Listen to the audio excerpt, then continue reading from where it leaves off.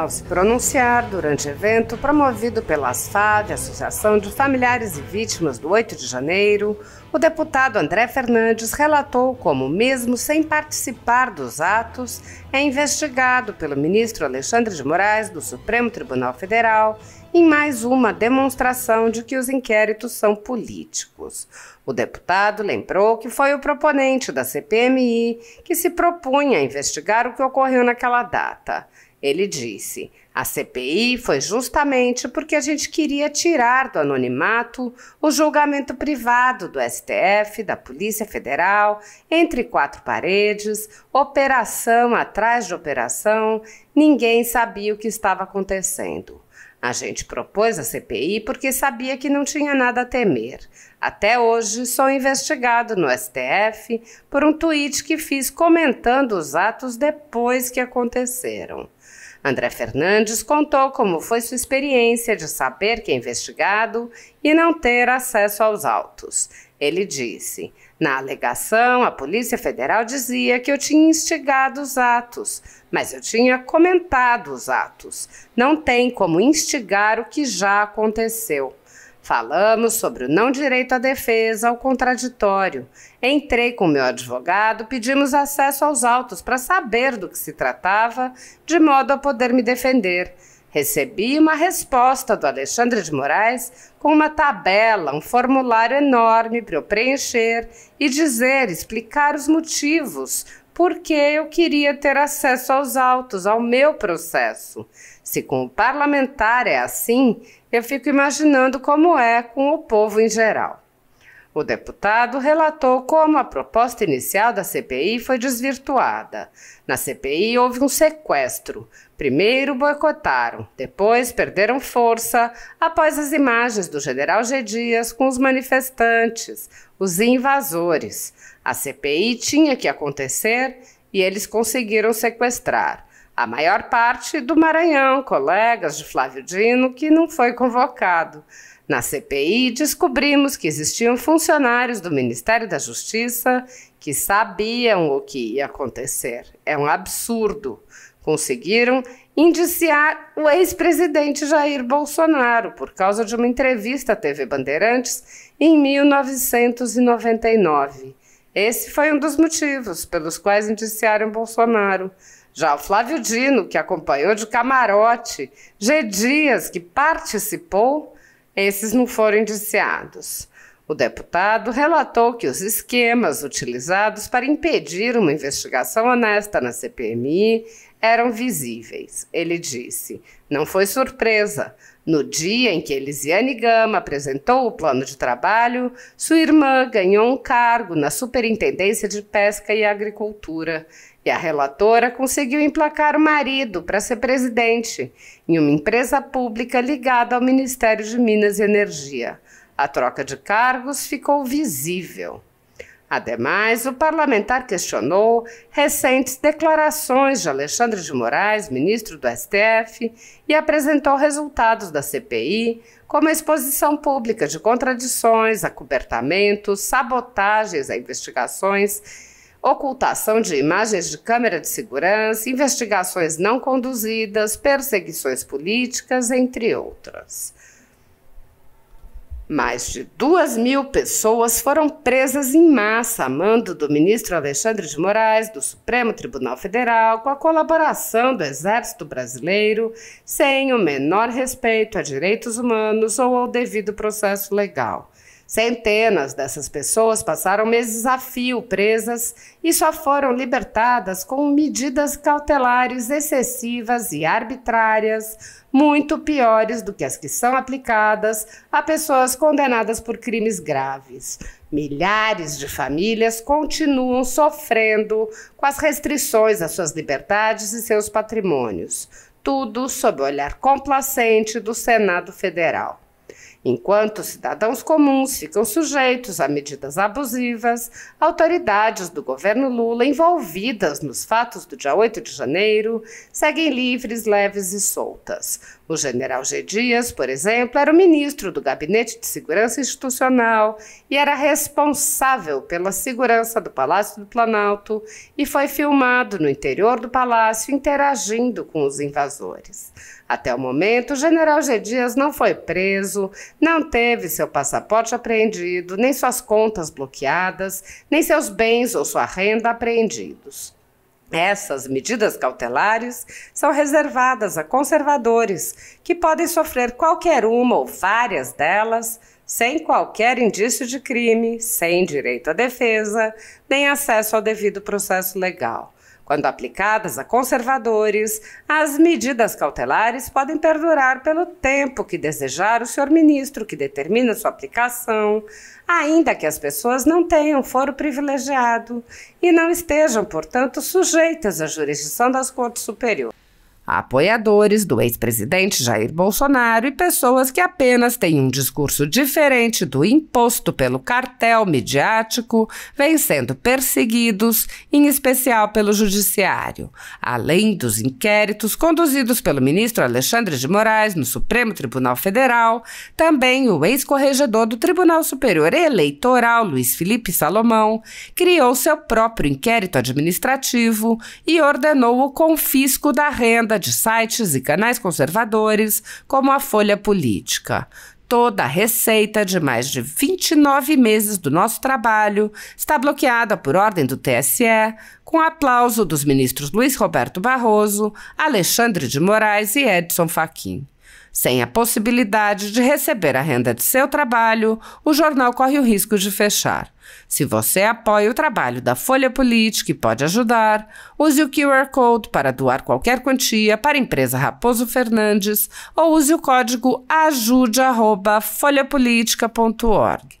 Caso prefira, há a opção de transferência bancária para a conta da empresa Raposo Fernandes, disponível na descrição deste vídeo e no comentário fixado no topo.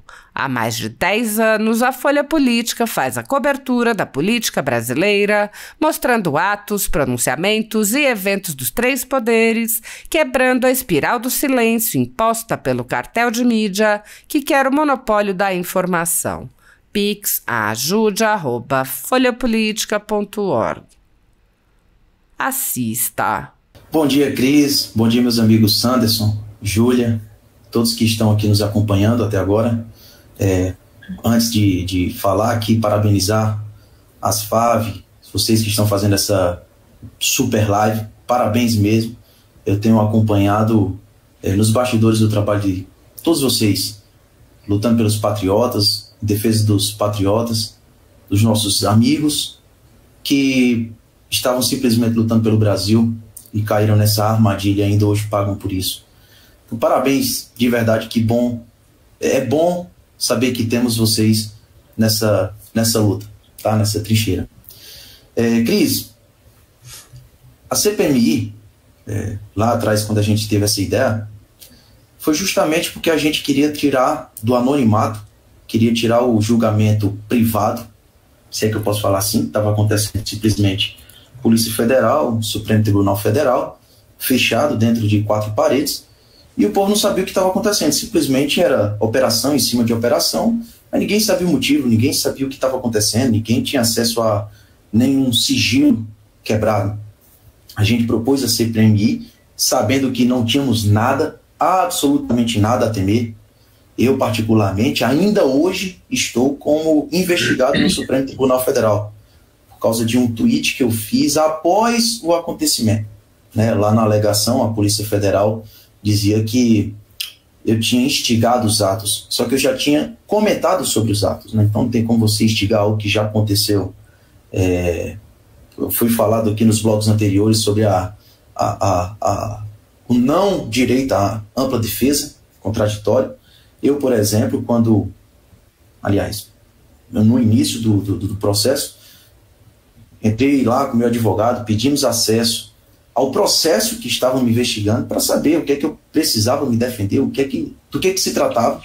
Eu recebi essa bela carta, essa bela resposta do gabinete do ministro Alexandre de Moraes, com uma tabela e um formulário enorme para eu ter que preencher, para eu explicar os motivos do porquê eu queria ter acesso ao meu processo. Então, se como parlamentar assim, eu fico imaginando com o povo em geral. É absurdo. A gente propôs a CPMI, houve um sequestro, o governo fez um esforço jamais visto antes, não queriam no começo, diziam que ia boicotar, depois viram que perderam força após o vazamento das imagens de G. Dias ali, ao lado de pessoas servindo água aos manifestantes, aos invasores, e aí a CPMI tinha que acontecer. Eles conseguiram sequestrar a maioria, falando por estado proporcionalmente, a grande maioria do Maranhão, né, colegas e amigos do ministro da Justiça, Flávio Dino, que não teve a sua aprovação convocada, né, é muito estranho saber que algo que aconteceu envolvendo diretamente a Justiça, alguém que estava presente, que dentro da CPMI descobrimos que existiam funcionários do Ministério da Justiça que sabiam que aquilo ia acontecer, a gente não ter conseguido convocar o ministro da Justiça, ou até mesmo o próprio Capelli, é um absurdo. É um absurdo. Eles conseguiram indiciar Jair Bolsonaro, por exemplo, lá na página 800 e alguma coisa, não me vem mais, se não me engano, 819 do relatório, da relatora que é amiga do Dino, né, senadora Elisiane Gama, eles indiciaram Jair Bolsonaro por uma entrevista que ele deu à TV Bandeirantes em 1999. Né?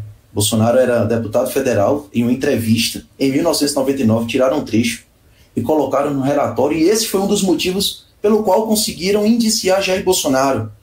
Mas o ministro Flávio Dino, que acompanhou tudo aquilo de camarote, que sabia que aquilo estava acontecendo, G. Dias, que participou e também sabia que aquilo estava acontecendo, não foram indiciados. Não é de se espantar, tendo em vista que no dia que a senadora Elisiane Gama, que era a relatora da CPMI, aprovou o seu plano de trabalho, a sua irmã ganhou um cargo na Superintendência de Pesca e Aquicultura do Maranhão. No mesmo dia que a senadora, amiga do Flávio Dino, apresenta o plano de trabalho, já dizendo que aqueles que invadiram e que entraram Palácio do Planalto, enfim, nos prédios dos três poderes, eram terroristas. No mesmo dia, a irmã ganha um cargo de Superintendência de Pesca e Aquicultura. Em outra votação também super importante, que foi quando aprovaram a ida do RAC e algumas quebras de sigilo importantes para o governo, quando conseguiram fazer isso através da relatora, a relatora conseguiu colocar o marido, emplacar o marido para ser presidente de uma empresa pública ligada ao Ministério de Minas e Energia. Então aquela troca de cargos, a troca de cargos por votos, por aprovação, por o trabalho executado na CPMI, ficou visível. A gente viu G. Dias e Saulo na mesma CPMI, um dizendo que fez algo, o outro dizendo que não fez. Alguém mentiu. O relatório foi fraudado, mas nenhum dos dois foi indiciado. Se um estava dizendo uma versão, o outro estava dizendo outra versão, tentamos fazer a cariação, não houve a cariação, e nenhum dos dois sequer foi indiciado. A imprensa e a Polícia Federal noticiaram algo que me chamou muita atenção. Eu até fui um pouco mal interpretado. Noticiaram que, através de uma das fases dessa operação, tinha uma suposta facção criminosa do Ceará financiando os ônibus para levar os manifestantes a Brasília. Sabe o que é que me chamou a atenção? É que eles lançaram isso para justamente estimular no público em geral de que realmente aquele povo era um povo terrorista, que eram bandidos. Só que eu, na função de deputado federal e membro da CPMI, fui para cima. E eu disse, já que vocês jogaram no ventilador que tinha facção criminosa envolvida, eu quero saber qual é a facção criminosa envolvida. E até hoje, nem no relatório final sequer, na Polícia Federal e no Supremo Tribunal, ninguém falou mais sobre isso. Ou seja, falaram para incriminar os patriotas. Sim. E nós fomos cobrar, nós dissemos, qual foi a facção? Já que vocês estão dizendo que tinha facção, qual foi a facção? É o mesmo caso agora, o ministro Alexandre de Moraes dizer que estavam planejando o seu enforcamento. Quem? De onde foi que partiu isso? Sabe, como então, iriam enforcá-lo num domingo em que ele não estava lá, inclusive consta que estava em Paris? Então, assim, um absurdo. É um absurdo. Agora, a CPMI teve a sua importância de mostrar para o público em geral o que estava acontecendo, quem sabia, a conivência, eu falo assim, da Força Nacional, do Ministro da Justiça, de parte do Exército, quando o próprio Exército emite uma nota dizendo que o plano escudo lá do Palácio do Planalto falhou. Então então é o Exército, que o Lula agora é o comandante-geral, que está mentindo, ou é o Palácio do Planalto? Onde é que está a culpa? Mas nenhum dos dois, ninguém desses ambos lados foi indiciado.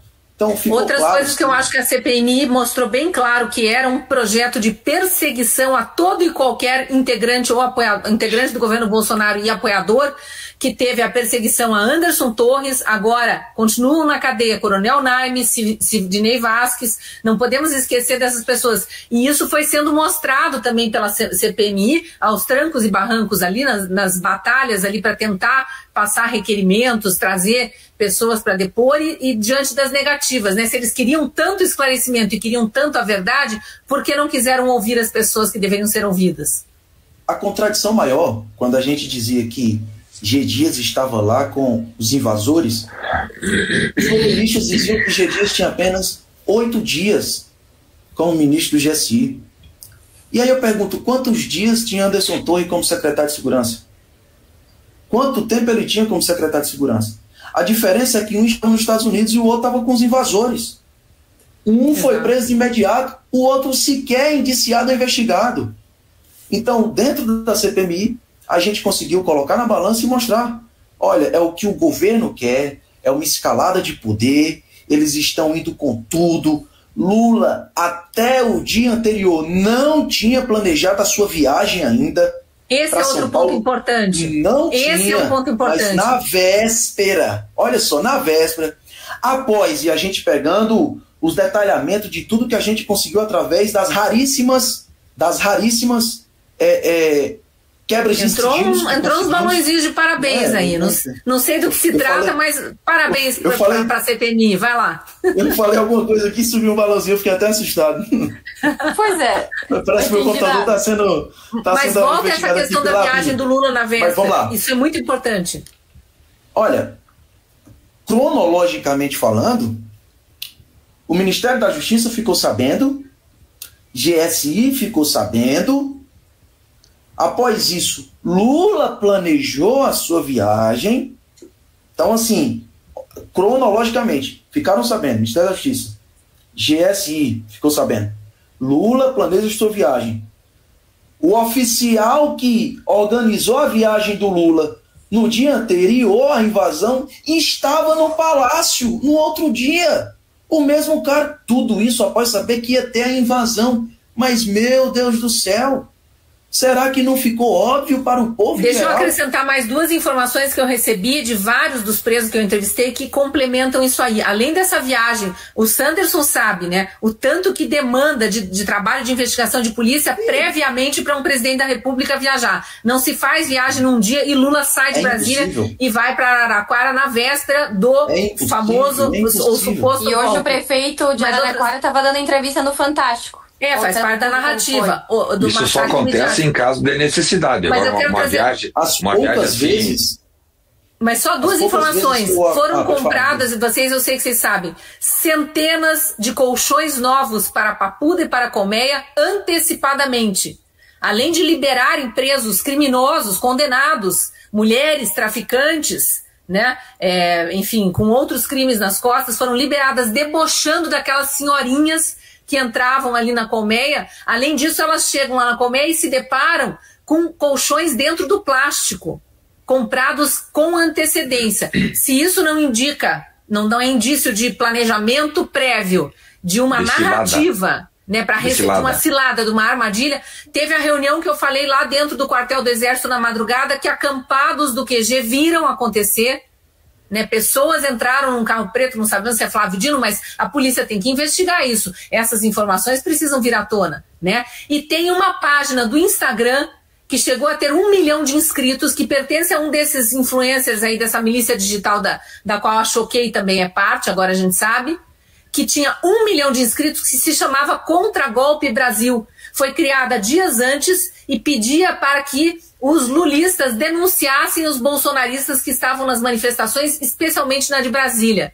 E teve gente que foi presa, que não esteve em Brasília, porque essa página estampou a cara dessa pessoa em alguma manifestação. E essa página some do ar dias depois do 8 de janeiro. Tipo, com missão dada, missão cumprida, vou sumir de fininho. Cadê a Polícia Federal do Flávio Dino e do Lula para investigar essas coisas? Não tem. Então a gente está caminhando aqui já para a rodada final. Vou deixar você mesmo concluir, André. Depois eu dou um minutinho para cada um se despedir. Tá, Cris, só para também deixar claro, e eu acho que isso ficou visível, nós tentamos inúmeras convocações. Nós queríamos convocar, por exemplo, uma pessoa, um preso, alguém que estava lá. Nós queríamos simplesmente chamar o preso e perguntar como você entrou, quem instigou, quem mandou, por onde você entrou, com quem você estava, qual era. Não teve uma dessas pessoas sequer. Sabe? As imagens que a gente tem é que os mascarados, como foi falado aqui, entraram primeiro, quebraram, eles tinham pontos nos ouvidos e faziam comunicação. Quando colocava aqui a mão no ouvido, um lá dentro do Palácio Planalto, tinha outro lá fora, se comunicando ao mesmo tempo, simultaneamente, um negócio orquestrado, organizado. E nós queríamos simplesmente saber, esses foram presos? Não foram. Não foram. Então, os presos são os que fugiram do ataque dos helicópteros que jogavam bombas e miravam pessoas. Eu não sei se vocês sabem, mas teve manifestante pacífico da praça que perdeu um olho, teve gente que perdeu a orelha e teve um rapaz que perdeu um dedo, o dedo indicador, se não me engano, com um tiro de bala de borracha mirado. O Sanderson sabe o que é isso? Mirado de helicóptero em cima do pessoal que estava lá. Não se joga bomba. Joga-se bomba, isso já foi dito em momentos anteriores aqui da live. Joga-se bomba para dispersar manifestantes, mas para que eles corram para um lugar onde se possa controlar, e não para dispersar e para que eles corram para dentro dos prédios. Tanto que policiais de dentro dos prédios chamavam aqueles senhorzinhos e senhorinhas lá para se protegerem dentro dos prédios, e foram esses que foram presos, enquanto os black blocs fugiam de rapel ou acobertados por policiais mancomunados ali com o governo que queria criar a narrativa. Essa é a conclusão que a gente chega. Não, desculpe interromper de novo, André, pode concluir. e também a importância da CPMI foi mostrar uma coisa simples. Por mais que a gente saiba que foi tudo arquitetado, sim, foi uma armadilha, sim, o governo sabia, sim, tiraram proveito disso, sim, prova viva disso que eles tiraram proveito é que hoje vai acontecer uma das maiores lorotas da história brasileira, que vai ser aquele festivalzinho de horrores e de mentiras que acontecerá hoje. Mas a gente conseguiu mostrar o tratamento que Lula e a sua trupe e os seus amigos e a grande imprensa trataram o que aconteceu no 8 de janeiro para o que aconteceu em 2013 e 2017. Muda-se os atores, muda-se os invasores. Lá era manifestação e aqui era um golpe no final de semana, um golpe que o ministro Alexandre de Moraes, que costuma ter todos os seus processos através de folhas, papéis impressos, não tinha nada dentro do seu gabinete, de forma surpreendente, mas enfim, ele é um gênio, parece que ele consegue prever.